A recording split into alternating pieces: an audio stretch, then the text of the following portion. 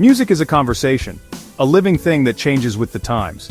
Every so often someone comes along who doesn't just join the conversation, they change it.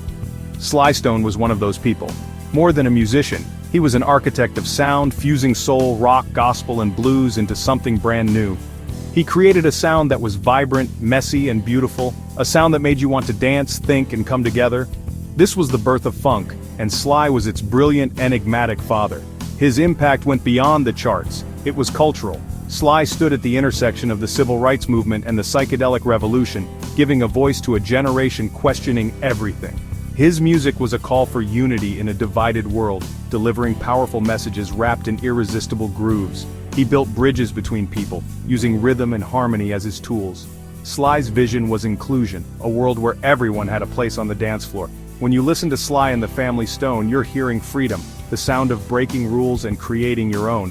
In an era of strict musical categories, Sly erased the lines, blending rock riffs, gospel organs, and soulful bass lines. He proved that different styles weren't just compatible, they were stronger together. Before Sly, popular music looked and sounded a certain way. He flipped the script. His fearless experiments with sound and technology set a new standard, creating trends instead of following them. The funk he unleashed was raw, electrifying, and profoundly human, a new American sound that would influence generations. Every legend has an origin story. Sly Stone's began in Denton, Texas as Sylvester Stewart. Born into a musical, church-going family, young Sylvester was a prodigy, playing keyboards at 7, mastering guitar, bass, and drums soon after.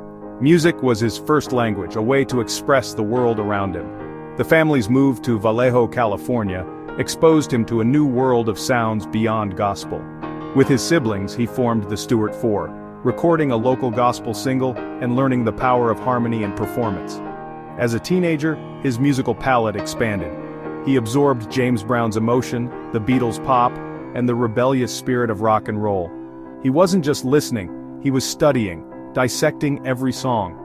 Formal music studies at Solano Community College gave him technical skills to match his instincts. This blend of education and street smarts made him a unique force. During this time he adopted the name Sly Stone, a fusion of clever coolness and rock and roll power. He was no longer just Sylvester Stewart, he was becoming an artist with a vision. Sly was crafting an identity as bold and unique as the sound he was about to create. The transformation was underway. The quiet prodigy from Texas and California was on the verge of becoming a global icon. He would soon redefine popular music for generations. Before leading a band, Sly Stone was a tastemaker. As a DJ at KSOL in San Francisco, the booth became his laboratory. He broke radio rules mixing Motown, Dylan, and British rock, educating listeners and breaking down musical barriers. Sly believed good music was good music regardless of label or genre. By blending diverse sounds, he planted the seeds for his signature fusion. Off the air, Sly produced records for Autumn Records, working with bands like the Beau Brummels and the Great Society. He learned the art of arrangement, recording, and how to get the best from musicians. The studio became his instrument, and he absorbed psychedelic rock and pop techniques. With gospel roots, formal training, a DJ's ear, and producer's skills, Sly had all the ingredients for something new. He saw rock, soul, pop, and psychedelia as colors on a single palette. Ready to stop playing other people's music, he was poised to make his own. The time in the DJ booth and studio was the critical incubation for the funk revolution. Sly was about to explode onto the scene. By 1966, Sly Stone was ready to form his own band. But not just any band. He envisioned a group reflecting the world he wanted, integrated, multi-gender, multi-racial. Sly and the Stoners merged with his brother Freddie's band, creating Sly and the Family Stone. The name declared their purpose, a musical family bound by more than performance. Their lineup was revolutionary, black and white men and women, all equals on stage. Freddie Stone played guitar, Rose Stone joined on keyboards and vocals, Larry Graham anchored the bass, Jerry Martini played sax, and Cynthia Robinson's trumpet became iconic. This wasn't a gimmick, it was a statement. The band's existence was political. They looked and sounded like the future. On stage they were a kaleidoscope of styles and backgrounds, creating an explosive sound.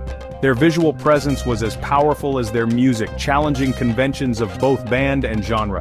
They embodied unity and togetherness, showing the world that diversity could create something beautiful. Each member brought a distinct flavor: funky bass, rock guitar, gospel vocals, and punchy horns. At the center was Sly, orchestrating the beautiful chaos. The Family Stone wasn't just a band, it was a movement. Their beat made the world dance and think. Sly and the Family Stone wrote anthems that captured the spirit of the late 60s and early 70s. Their breakout album, Dance to the Music, was an invitation to celebrate music itself, but Stand in 1969 cemented their status, an album of socially conscious funk, packed with empowerment and unity. Everyday People became a #1 hit, a simple plea for tolerance and understanding. Stand urged listeners to be true to themselves, while I Want to Take You Higher became their signature, especially at Woodstock.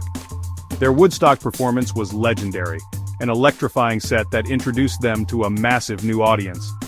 They embodied the festival's spirit of peace and love, uniting 500,000 people with their grooves. As the times changed, so did their music. There's a Riot Going On, 1971, was darker, reflecting fading hopes and personal pressures. Songs like Family Affair were introspective, the sound murky and raw.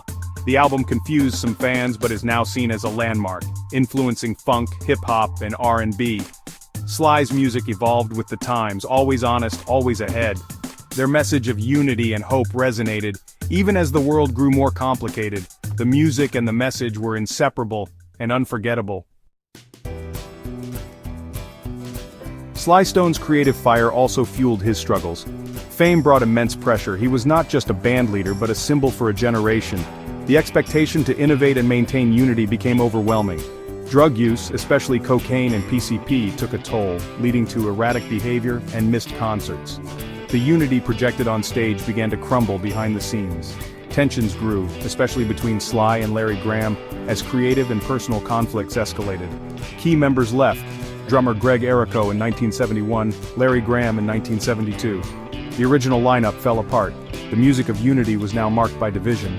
Sly became more reclusive, working alone in the studio. While this isolation produced the dark genius of There's a Riot Going On, it marked a turning point. Later albums struggled to recapture past success. The pioneer who once radiated optimism was now lost in his own legend. Despite personal struggles, the world never forgot Sly Stone's genius. In 1993, Sly and the Family Stone were inducted into the Rock and Roll Hall of Fame, a testament to their impact. Sly's rare appearance at the ceremony was brief and mysterious, leaving fans wanting more. His influence echoed everywhere in Prince, hip-hop, and funk rock bands. In 2006, Sly made a surprise Grammy appearance, playing a few lines before vanishing again. His personal life was marked by hardship, including financial troubles and periods of homelessness. Yet, his love for music never died. He occasionally surfaced for interviews or short-lived projects. His story became a cautionary tale about fame and excess, but also one of survival. In recent years, Sly has participated in documentaries and, in 2023, released a memoir, Thank You, Felatin Me Be Mice Elf Egan. While he may never return to the stage as before, these moments of connection are precious. They remind us of the man behind the myth, the prodigy who changed the world with a groove. Sly's legacy endures, inspiring new generations. Sly Stone is a cornerstone of music's evolution. His legacy isn't just in hit records, it's in the DNA of everything that followed. He bridged classic soul and the funk, disco, and hip-hop that came after. Larry Graham's slap bass, Sly's production, and Greg Errico's drum breaks echo in modern music. Sly and the Family Stone created a new musical language, influencing artists like Prince and countless hip-hop producers. Their songs are among the most sampled in history, forming the backbone of hip-hop and funk. Beyond sound, Sly's message of unity and inclusion was radical and powerful.